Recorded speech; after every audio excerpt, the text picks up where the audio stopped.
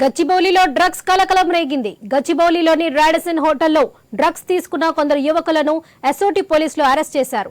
Radisson హోటల్లో సదరు యువకులు గ్రాండ్ గా పార్టీ చేసుకున్నారు.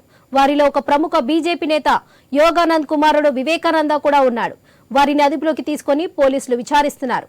వారి దగ్గర నుంచి కోకైన్ స్వాధీనం చేసుకున్నారు. వివేకానంద హైదరాబాద్ లో పలు మాల్స్, హోటల్స్ నిర్వహిస్తున్నాడు.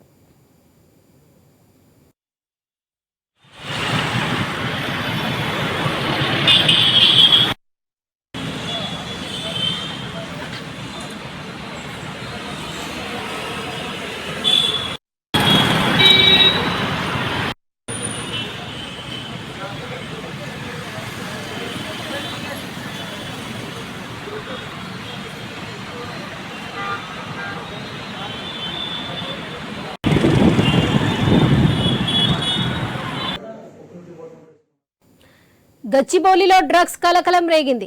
గచ్చిబౌలిలోని రాడిసన్ హోటల్లో డ్రగ్స్ తీసుకున్న కొందరు యువకులను ఎస్ఓటీ పోలీసులు అరెస్ట్ చేశారు. రాడిసన్ హోటల్లో సదరు యువకులు గ్రాండ్ గా పార్టీ చేసుకున్నారు.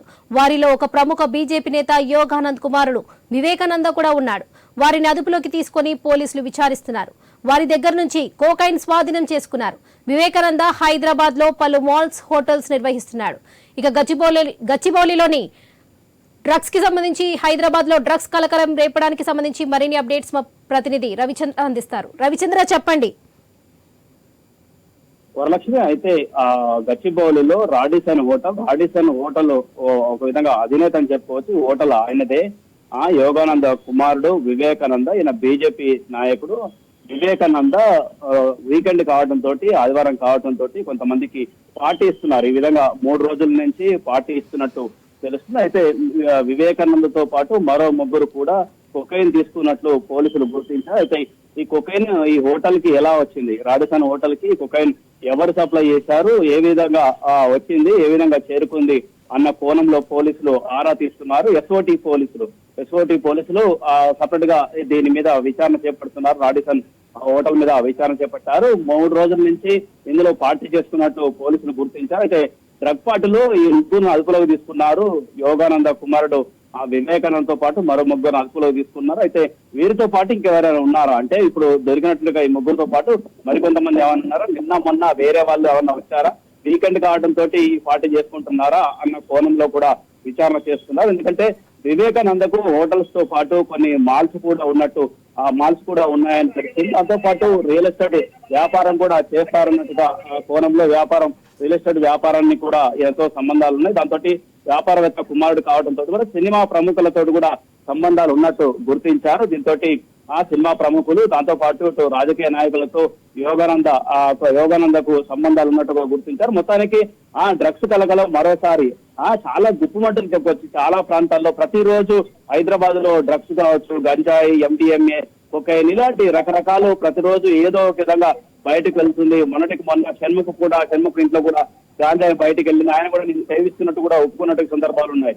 ఈ విధంగా సినిమా ప్రముఖులకు సంబంధించి రాజకీయ నేతలకు, ప్రముఖ రాజకీయ నాయకుల కొడుకులకు, అంటే వాళ్ళ పిల్లలకు కూడా డ్రగ్స్ తోటి సంబంధాలు ఉన్నట్టు మరోసారి రుజువైందని చెప్పుకోవచ్చు. దీని మీద చాలా సీరియస్ గా హైదరాబాద్ పోలీసులు చాలా సీరియస్ గా దాడులు చేపడుతున్నారు. కంట్రోల్ చేస్తున్నందుకు చాలా సీరియస్ గా ఉన్నారు. అందులో భాగంగా ఈ దాడుల్లో భాగంగా ఇవాళ రాడిసన్ హోటల్లో దాడులు చేసిన పోలీసులకు ఆశ్చర్యం కల్పించేట్టుగా విధంగా ఉందని చెప్పుకోవచ్చు. కొకైన్ లభ్యమైంది. దీంతో ఎస్ఓటీ పోలీసులకు కొకైన్ లభ్యమైంది. మిగతా అంశాలు కూడా ఆరా తీస్తున్నారు. మిగతా వాళ్ళు ఎవరైనా ఇందులో పార్టిసిపేట్ చేశారా, ఈ 3 ఉన్నారా అన్న కోణంలో కూడా విచారణ చేపడుతున్నారు. వరలక్ష్మి.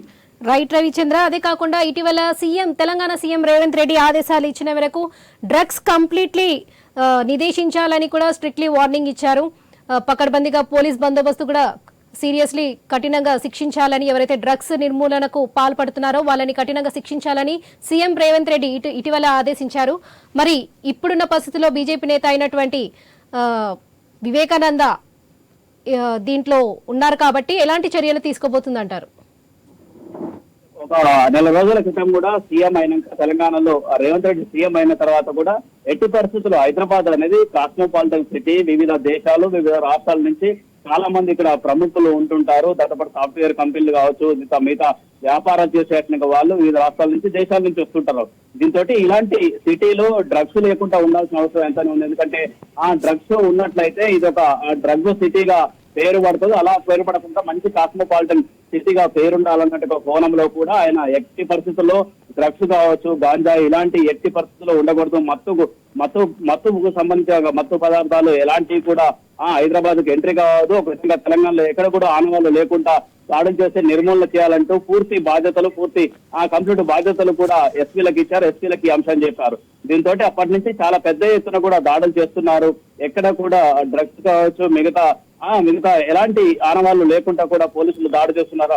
అందులో భాగంగా ఇవన్నీ బయటపడుతున్నాయని చెప్పవచ్చు. అక్కడక్కడ సినిమా ప్రముఖులు ఎక్కువగా వాడుతున్నట్టు ఈ మధ్య కాలంలో కూడా వెలుగు చూసినట్టుగా అంశాలు, మొన్న ఒక సీరియల్లో పనిచేస్తున్నట్టుగా లావణ్య అన్నట్టుగా ఒక నటి కూడా ఇదే విధంగా పట్టుబడిన సందర్భాలు ఉన్నాయి మణికొండలో. ఈ విధంగా అన్ని చోట్ల ఎక్కువగా మణికొండ కావచ్చు, గచ్చిబౌలి కావచ్చు, ఈ ప్రాంతాల్లో ఎక్కువగా సినిమా వాళ్ళు ఉన్నట్టుగా, సినీ ప్రముఖులు ఉండేట్టుగా ప్రాంతం, దాంతో పాటు వ్యాపారవేత్తలు కొడుకులు, దాంతో పాటు వాళ్ళ పిల్లలు కూడా డ్రగ్స్ కు ఎక్కువగా బానిస అయినట్టు కూడా తెలుస్తుంది. దీన్ని బట్టి అర్థం చేసుకోవచ్చు.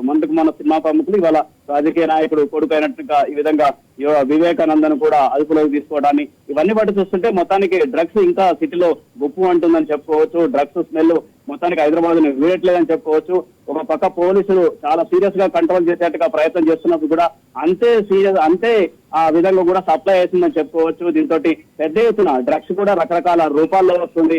గుర్తుపట్టకుండా ఉండేది కూడా చాక్లెట్ల రూపంలో కూడా గాంజాయి సప్లై అవుతుంది. ఈవెన్ చిన్న కిరాణం కోట్లకు కూడా సప్లై అవుతున్నట్టు మన ఉప్పల్ కావచ్చు, దాంతో పాటు శంషాబాద్, దాంతో పాటు ఇటు ఖమ్మంలో, మహబాద్ లో ఈ విధంగా అన్ని చోట్ల ఉందని చెప్పుకోవచ్చు. అంటే ఒక హైదరాబాద్ లోనే కేంద్రీకృతం కాలేదు. డ్రగ్స్ సంబంధించి అన్ని చోట్ల ఉందనడానికి ఇవన్నీ ఆనవాళ్లు అక్కడక్కడ లభ్యమవుతున్నట్టుగా బయటపడుతున్నట్టుగా అంశాలను బట్టి దీన్ని బట్టి గుర్తించవచ్చు. మొత్తానికి పోలీసులు చాలా సీరియస్ గా దీన్ని కంట్రోల్ చేసేట్టుగా ప్రయత్నం చేస్తున్నప్పటికీ ఇంకా కొనసాగుతూనే ఉందని చెప్పుకోవచ్చు. వరలక్ష్మి.